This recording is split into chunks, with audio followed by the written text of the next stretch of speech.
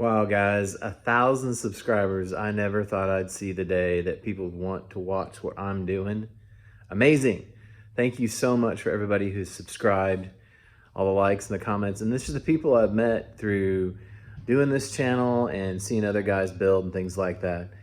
I'm bowled over. I'm not good at gratitude. I'm working on that, but thank you to everyone out there.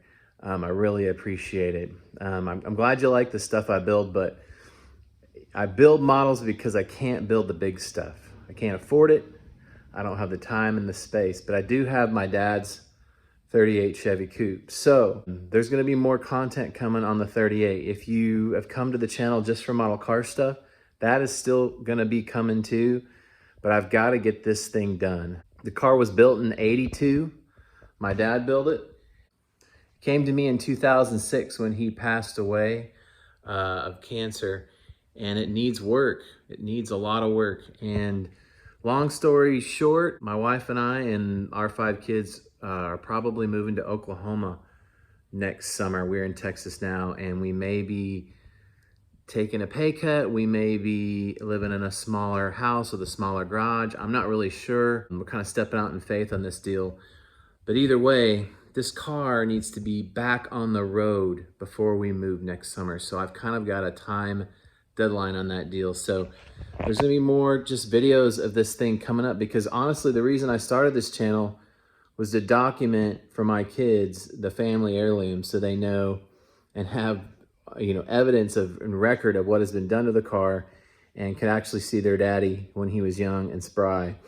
But then I started building model kits on camera, and that's great, and I'm gonna keep doing that. I probably will never stop, but I gotta get the Mustang 2 front suspension out of this thing. I gotta get the motor freshened up. There's just a bunch of little stuff I gotta do. So the car runs, but I think it's got a lifter going bad. It's had a lifter tick for a long time. I'm gonna do a hydraulic roller conversion and a little bit higher lift cam. I've got a set of aluminum heads for it. I'm gonna fix the AC. The AC has been broken for 15 years probably. It's gonna get a Mustang 2 front suspension. It's currently got a 39 to 48 Chevy front suspension. You can't really lower it, and it needs to be lowered. The car is really set too high for me. So it's gonna get that. It's gonna get a new set of white walls. The old Fiesta caps are going back on it. And I'm just gonna make the car like I've always wanted it. If I don't get this car freshened up and back where it needs to be, it's gonna end up being a barn find for somebody else one day, and I can't have that happen. Thanks again, guys, for all the support and all you 1,000 subscribers out there and welcoming me into the community. Let's get to the update of the 55 Ford pickup. The 55 Ford pickup is coming along. This is the 2023 USACC group build, and if you're new to my channel, I'm just gonna go over some of the things that I've done to it already. She's been chopped and sectioned. So right through here, it's got a section, and through the hood. The fender opening has been moved forward. The top has been chopped here and here. Belly burner exhausts that are kind of floppy there. I've been playing with this diamond tuft bed cover. Not sure if I'm gonna use it. This is from the original issue of the Monogram 40 Ford kit, but the diamond tuft is pretty cool. Pegasus front wheels, AMT, deep dish rear wheels with you know, aftermarket pad printed slicks. I've molded in the fascia. Yeah, that's pretty much it. But since if you're not new to the channel, since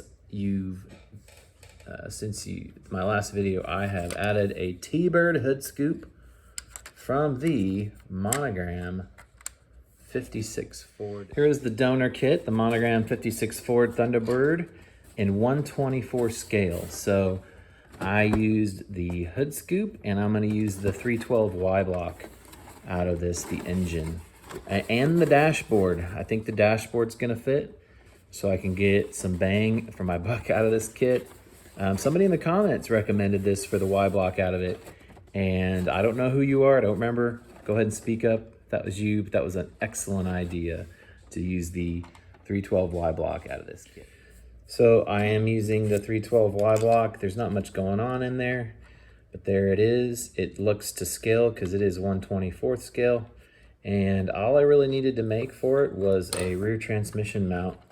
It went kind of right in where the small block Ford was going to go on the front mount. And so that'll be a nice period correct engine for it, Y block.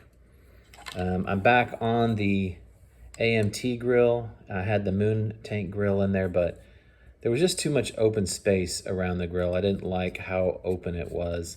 I like the idea of a moon tank grill. I think that's pretty cool, but I don't think I'm gonna do it on this particular kit. But I'm also have done 3 rounds of prime sand repeat on the cab, and it's going pretty well.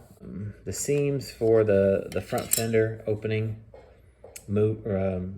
adjustment are gone. Most of the seams for the chop and the section are gone. There's the underside of the hood scoop. The hood scoop seams are gone. So it's looking pretty good. I just thought that scoop just added just a little bit extra what I needed. To put the scoop on though, I had to get rid of the peak in the middle of the hood, which is okay. I do like the peak, but I like the scoop better. So I'm gonna have a bed cover on there, maybe or maybe not that Diamond Tough bed cover, but I've been having it on there for a couple days just to see what it would look like. But yeah, there's the 55 F100. Just gonna get her, you know, some more body work. Oh, I deleted on the, also deleted on the windshield wipers. I figured it never rains in my display case, so why have them anyway?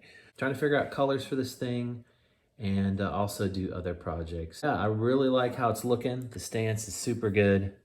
That stance is killer. Totally almost forgot. One thing that I did that was really bugging me was I rotated the rear fenders like this. If you'll notice on this kit, when you assemble it and you put the pins in the bed, there are pinholes in the bed for the alignment of the fenders. This line of this fender runs uphill. In fact, let me show you. It's kind of hard to see from this angle, but this fender line runs uphill compared to the front. And so what I did is I rotated that fender around and put it back on so it's level. Also, you can see the big space in the front fender here. That's normal for a 53 to 56 F100, but I changed that by moving mine forward. I really like how it's turning out, and tune in next time for more updates. Thanks.